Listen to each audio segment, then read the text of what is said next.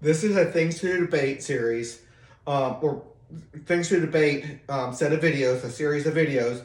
And this one's going to be on the policy of from government to societal oversight.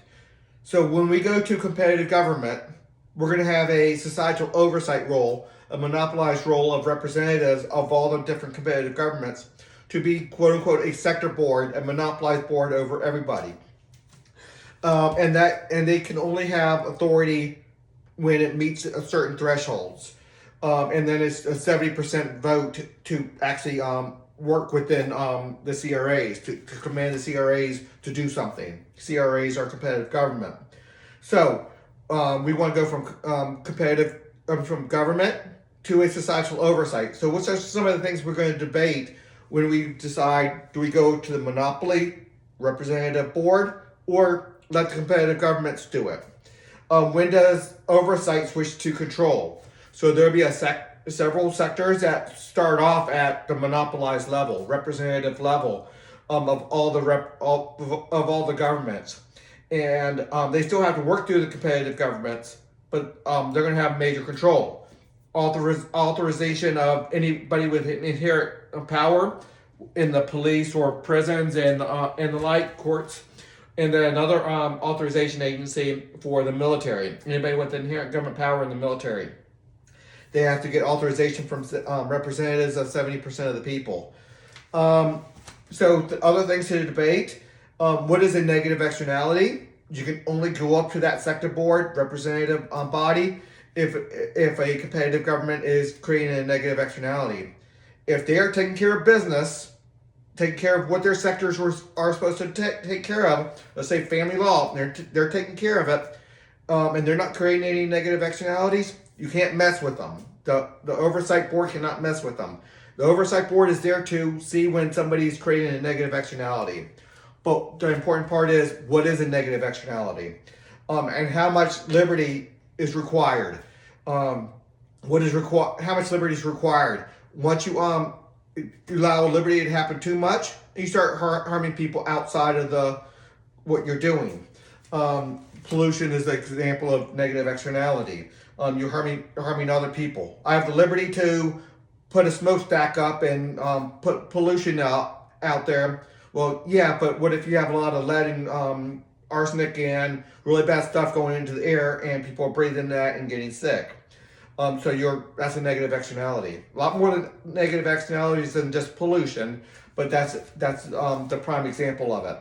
Does living in poverty place too much burden on the required charity system to create a undesirable culture?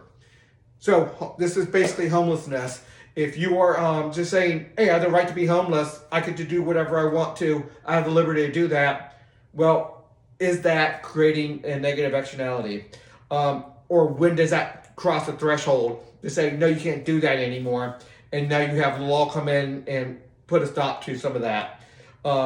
With the charity system, the rating agencies, the charity economy, a lot of things I have in the charity economy.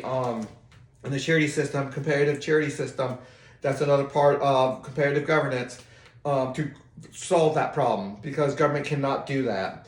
At what crime rate does it become too much of a burden? Obviously, if we have a very low crime rate, it's acceptable to have at that low crime rate. But if we're allowing people to get out after murdering somebody or after putting somebody in significant threat of their life or massive damage to them, to bodily damage, and then we're letting those people out, that's too high of a crime rate if we're doing the wrong things there. So if a competitive court is letting people out that shouldn't be let out, that's a negative externality. So at what crime rate and what situations cause that oversight to come into place and say, competitive government, you can't do that. You no longer get to be a competitive court, or if your prison is being abusive to the people or allowing people to escape, you're not doing the job right, and you cannot be a prison anymore.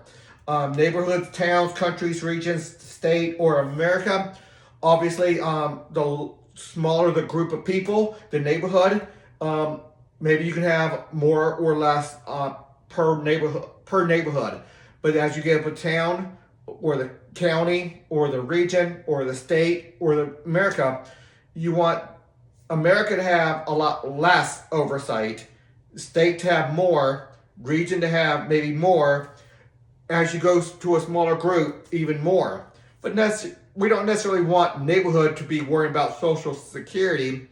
So I have that at more of the federal level, but within you get to pick how you do your Social Security.